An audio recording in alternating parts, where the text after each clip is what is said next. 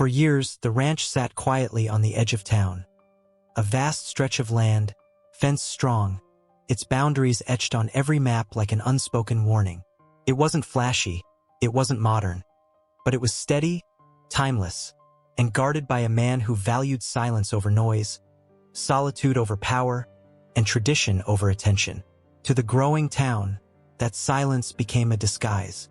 Developers speeding past saw nothing but empty fields, and in their arrogance, they mistook stillness for weakness. They told themselves that land not buzzing with activity was land waiting to be taken. And that's when the Homeowners Association made their fatal mistake. They saw opportunity where none existed, blind to the trap quietly waiting beneath their feet. With polished smiles and legal jargon, the HOA board greenlit a massive plan. They pushed through zoning changes, waived permits in front of the city, and convinced everyone they were expanding common land for growth. Behind closed doors, they called it progress, ignoring the fact that no deed or title was in their hands. Construction crews rolled in, heavy machines dug deep, and foundations were poured on acres they did not own. By the time neighbors noticed, 120 homes were already mapped and marketed.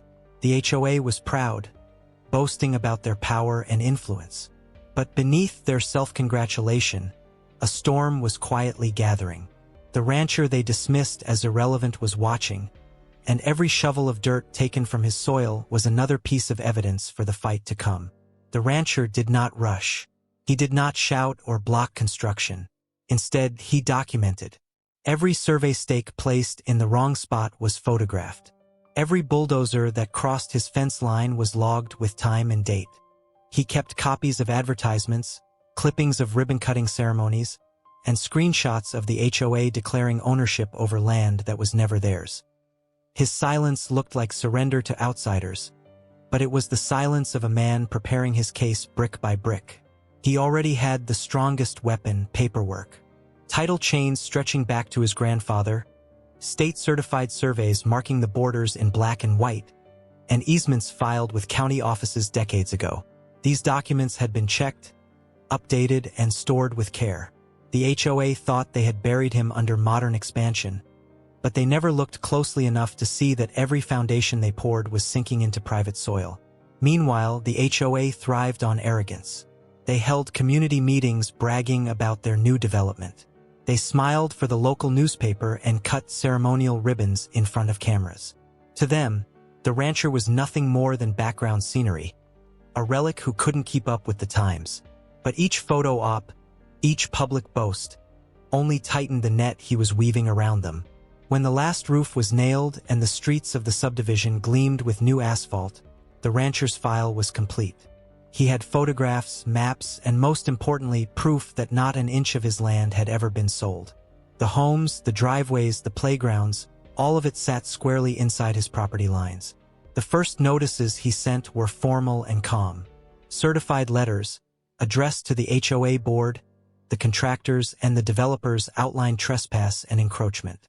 They explained that the land was his, legally and indisputably, and that every structure built without consent was unlawful. The reaction was predictable. The HOA laughed, dismissing him as a nuisance. Developers smirked, calling it desperation. They told each other that the man was old, bitter, and irrelevant. But the county clerk did not laugh. The land records were checked, and the truth was undeniable. Every home was standing on land it had no right to occupy. Buyers who were preparing to move in discovered their titles were worthless, and lenders grew nervous.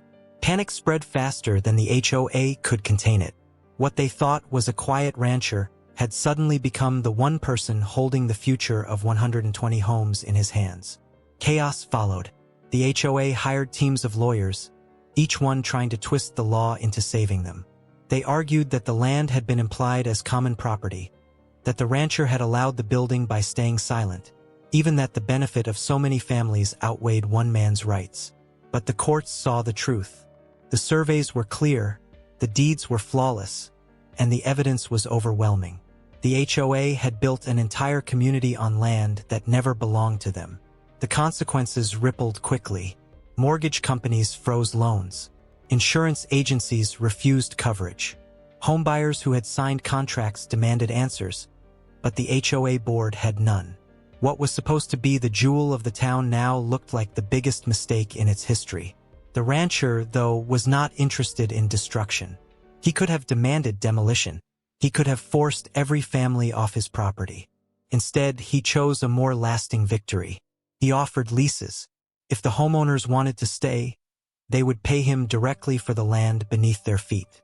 The HOA that once boasted of control found themselves powerless, their authority stripped away in a single stroke of legal precision. The shift was immediate. Families signed the leases, relieved to secure their homes even at a cost. Each month, checks were written not to the HOA but to the rancher whose land they occupied. The HOA, once a force of intimidation, found itself broken, with no power to enforce rules or collect fees. Their meetings grew desperate, filled with talk of appeals and smear campaigns, but none of it mattered. Their neighborhood no longer belonged to them. Around town, whispers grew into legend. People who had once dismissed the rancher as a recluse now called him the man who outsmarted an empire. He had turned patience into a weapon and silence into profit. Every porch light glowing in the subdivision reminded the HOA of their arrogance, and every lease payment proved the rancher had won. The board members resigned one by one, humiliated by the weight of their failure. Developers avoided the topic entirely, their reputations shattered. What was built as a monument to power had become a living reminder of arrogance undone. The rancher did not gloat.